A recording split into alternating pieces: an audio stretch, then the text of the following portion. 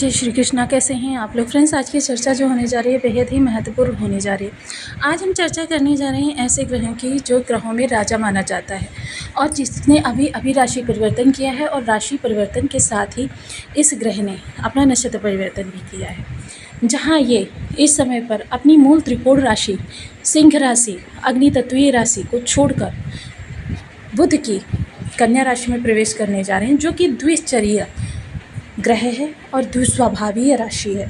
यानी कि बुध जो हैं द्विस्वभावीय ग्रह हैं, जिनके स्वभाव का बिल्कुल पता नहीं चलता। ये दोयम दर्जे के ग्रह माने जाते हैं, क्योंकि ये एक सुकुमार अवस्था के बालक हैं। जिस ग्रह के साथ रहते हैं या जिस भाव में होते हैं उसके अनुसार स्वयं को ढाल लेते हैं। तो ऐसे ग्रह के प्रभाव में सूर्य का प्रभाव किस तरीके से रहने वाला है।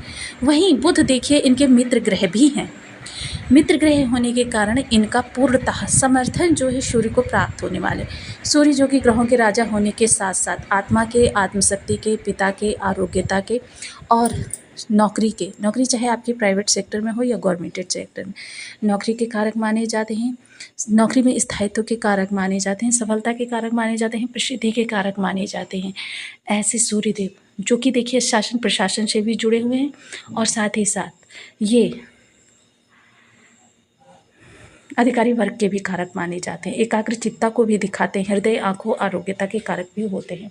ऐसे सूर्यदेव का प्रभाव आपके लिए अब बुध की राशि में किस तरीके से रहने वाला है, इस पर पूर्णतया चर्चा करेंगे। साथ ही ये चर्चा करेंगे क्योंकि सूर्य इस समय सप्तम भाव से गोचर कर रहे हैं और सप्तम भाव बुध देव तो वैसे आपके दो केंद्र भावों के स्वामी हैं और बुध का षष्ठ भाव में होना और सूर्य का सप्तम भाव में केंद्र भाव में होना किस तरीके से आपको प्रभावित करने वाला है, क्योंकि नेक्स्ट मंथ ये नीच के होने जा रहे हैं। सूर्य एकमात्र मेष राशि में उच्च के होते हैं और तुला राशि में नीच के होते हैं। जब ये नीच के हो जाएंगे उससे पहले के इनके प्रभाव, क्योंकि जैसा कि हम सभी लोग जानते हैं जब ये धनु राशि में जाते हैं, खरमास होता है, तब ये किसी के लिए नेगेटिव प्रभाव नहीं लेकर आते हैं। या मीन राशि में होते हैं तब भी आपके लिए जितना संभव हो सकता है अच्छा करने का प्रयास करते हैं। हालांकि नेगेटिविटी थोड़ी सी रहती है लेकिन वहाँ पर बहुत अच्छा करते हैं आपके लिए। तो ये इस समय पर जब ये राशि परिवर्तन करेंगे यहाँ पर सप्तम भाव में, क्योंकि एक नेक्स्ट मंथ नीच के हो जाएंगे, उससे पहले आपके लिए काफ़ी शानदार रिजल्ट लेकर आने वाले हैं। जैसे कि हम सभी लोग जानते हैं जब बुध के साथ इनकी युति बनती है तो बुधादित्य नामक राजयोग बनता है। बुधादित्य राजयोग को अगर कहें तो मान सम्मान के लिए, पद प्रतिष्ठा के लिए, कीर्ति वैभव के लिए, परिवार के लिए, शुभता के लिए, खुशहाली के लिए, इन सभी चीज़ों के लिए दूसरे नंबर का राजयोग माना जाता है, क्योंकि प्रथम नंबर गजकेसरी राजयोग होता है। तो ये आपके लिए जो शानदार स्थितियां बनने जा रही हैं ये आपके लिए किस तरीके से प्रभावी रहने वाली हैं, इस पर हम पूर्णतया चर्चा को आगे बढ़ाने वाले हैं। तो बने रहिए हमारे साथ इस वीडियो में, एंड तक आपको बहुत कुछ जानने के लिए मिलेगा। वीडियो बहुत ज्ञानवर्धक होने वाला है। यदि आपकी लग्न में 12 नंबर बना हुआ है तो ये राशिफल आपके लिए है। यदि कुंडली में कहीं भी चंद्रमा के साथ 12 नंबर बना हुआ है तो ये राशिफल आपके लिए। कुंडली ना होने की स्थिति में आप इसे नाम राशि से भी देख सकते हैं। यदि अभी तक आपने अपने इस चैनल को सब्सक्राइब नहीं किया है तो प्लीज़ सब्सक्राइब कर लीजिए, वीडियो को लाइक कर दीजिए, चैनल को शेयर कर दीजिए। इससे होगा क्या कि हमारे आने वाले हर वीडियो की नोटिफिकेशन मिल सकेगी आपको सबसे पहले।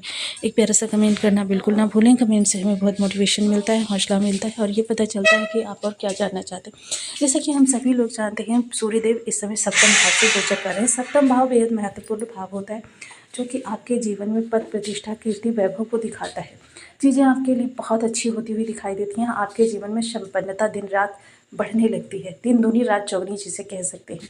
चीज़ें आपके लिए अप्रत्याशित रूप से इतनी अच्छी होने लगती हैं कि आप सहसा यकीन नहीं कर पाते, क्योंकि ये सप्तम में यानी केंद्र भाव से गोचर कर रहे हैं। केंद्र भाव क्या होता है? केंद्र भाव होता है आधारशिला।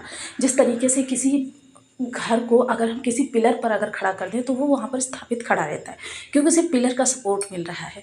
तो केंद्र भाव इसी तरीके से होते हैं जो कि आपके समस्त भावों को अपने प्रभाव में लेने की क्षमता रखते हैं और इन पर आने वाली नेगेटिविटी को भी, क्योंकि इससे जुड़े हुए 2 भाव अन्य होते हैं। यहाँ पर जो होता है आपके जीवन साथी का भाव होता है जो कि आपका आधा जीवन दर्शाता है। तो ये जीवन साथी के स्वभाव में थोड़ी सी रूढ़ता उत्पन्न करेंगे। अब रूढ़ता क्यों उत्पन्न करेंगे?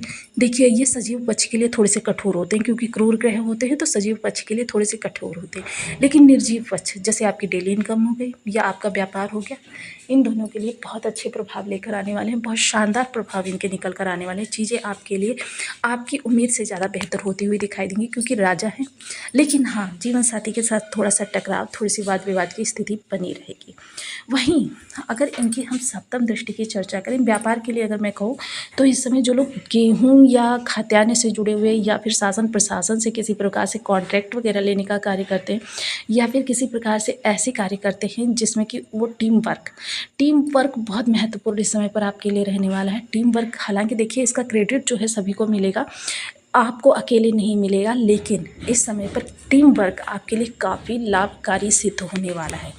अगर टीम वर्क करते हैं तो ये आपके लिए बहुत अच्छा समय काल रहेगा।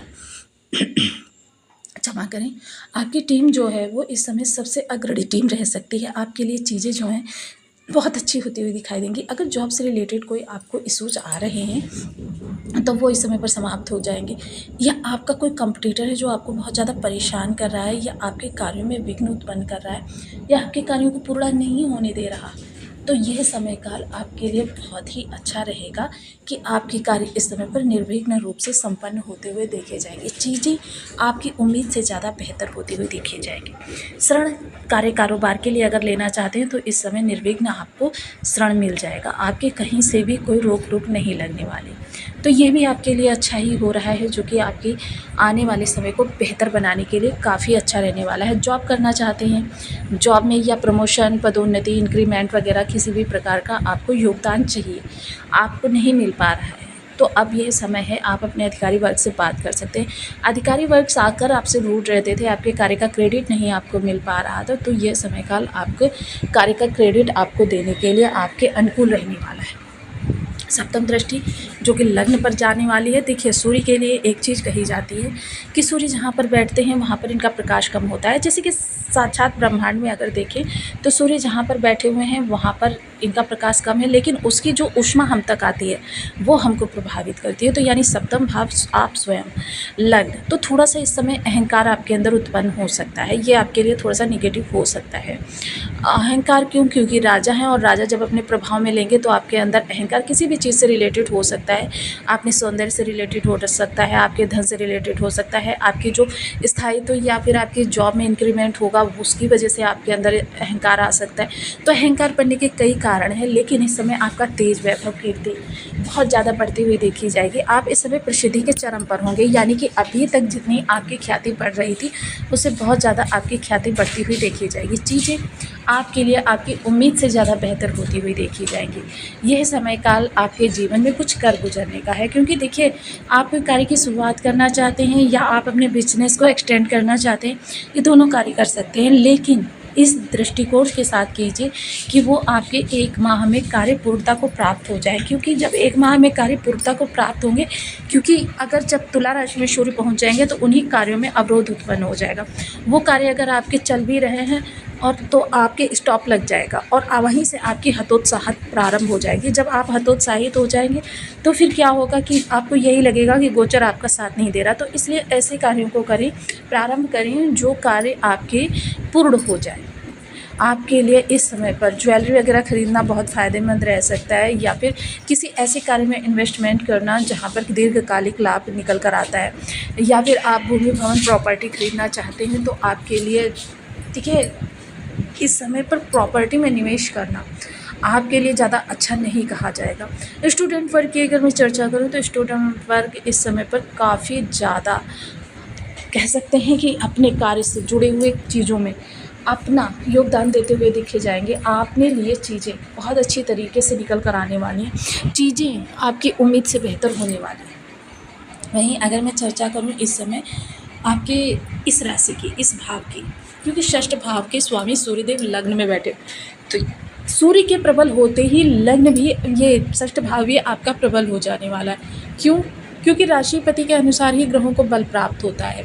तो सूर्य को जब बल प्राप्त होगा तो उसका बल इनकी राशि तक पहुंचेगा और राशि के द्वारा ये तीनों ही ग्रह पोषित होंगे, जिसकी वजह से केतु बहुत अच्छा प्रभाव करेंगे, बुध बहुत अच्छा प्रभाव करेंगे। हालांकि 1-2 दिन बाद ही बुध अपना राशि परिवर्तन कर रहे हैं और साथ ही साथ शुक्र बहुत अच्छा प्रभाव आपके लिए करेंगे।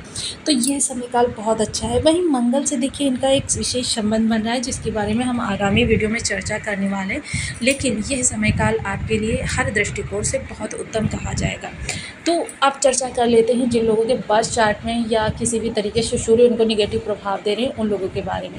तो देखिए, जैसे कि हम सभी लोग जानते हैं कि मेरा जो सबसे ज़्यादा विश्वास रहता है वो रहता है बीज मंत्रों पर, क्योंकि बीज मंत्रों की एक निश्चित संख्या की पूर्णावधि हो जाने के 6 माह उपरांत से आपके लिए सदैव के लिए, देखिए सदैव के लिए उस ग्रह के अच्छे प्रभाव प्रारंभ हो जाते हैं। कोई भी ग्रह हो, क्योंकि उसमें आपके ऑरा में जो उसकी प्रचंड ऊर्जा विद्यमान है वो प्योरीफाई हो जाती है। और जब वो ऊर्जा प्योरीफाई हो जाती है, क्योंकि तरंगे आसमान से ब्रह्मांड से एक जैसी आती हैं सभी के लिए, लेकिन वो किसी को बहुत अच्छा प्रभाव देती हैं, किसी को बहुत निगेटिव प्रभाव देती हैं, और उसी के अनुसार हमें पृथक पृथक प्रभाव प्राप्त होते हैं। जब ये ऊर्जा बहुत अच्छी हो जाती है तो आपके लिए बेहद शानदार प्रभाव निकल कर आते हैं। तो इस ऊर्जा को सही करने के लिए सबसे पहले ओम गृहीत सूर्याय नमः इस बीज मंत्र का आप 1 माला, 2 माला, 5 माला, 7 माला, 11 माला का जप नियमित करना प्रारंभ करें। यहाँ पर देखिए, एक चीज़ का विशेष ध्यान रखें, ऐसा नहीं होता है कि आपने 2-4 दिन जप किया या महीना भर जप किया और फिर आप कहना प्रारंभ कर दें कि हमको प्रभाव नहीं मिल रहा। तो देखिए, ये काफ़ी पेशेंस का कार्य होता है, बहुत धैर्यपूर्वक इन जप को करना पड़ता है। 3 से 6 माह मैं इसलिए बताती हूँ क्योंकि मुझे नहीं पता आपका ग्रह कितना ख़राब है। जब थोड़ा सा ग्रह ख़राब होता है तो 3 माह लगा लीजिए, और जब बहुत ज़्यादा ख़राब होता है तो अधिक से अधिक 6 माह। उसके उपरांत आपको उस ग्रह के प्रभाव प्राप्त होने लगते हैं। तो ये प्रभाव आपके लिए शानदार रहते हैं। आप 1 आध दिन अगर भूल जाते हैं जाप करना, तो जिस समय पर ध्यान आ रहा है आप मानसिक जप कर लीजिए। इसके उपरांत आपको करना क्या है, सूर्य को नित्य प्रति अर्घ्य देने की आदत डालें। अपना प्रत्येक कार्य पर्टिकुलर समय पर करने की आदत डालें। देखिए, बहुत सारे कार्य तो नहीं किए जा सकते, लेकिन जो किए जा सकते हैं, खाना पीना, सोना जागना, नाश्ता, स्कूल जाना, ऑफिस जाना, ये सारी चीज़ें तो आप नियत समय पर कर ही सकते हैं। इनको करने की आदत डालें। पिता के साथ सबसे ज़्यादा समय व्यतीत करें। पिता के साथ प्रसन्नता भरा, ऐसा नहीं बस बोरियत महसूस हो रही है, पिता का आशीर्वाद प्राप्त करें। साथ ही साथ पिता का जितना अच्छा सहयोग कर सकते हैं, सम्मान कर सकते हैं, वो आपके लिए ही हितकारी रहेगा, आपके सूर्य को प्रबल करेगा।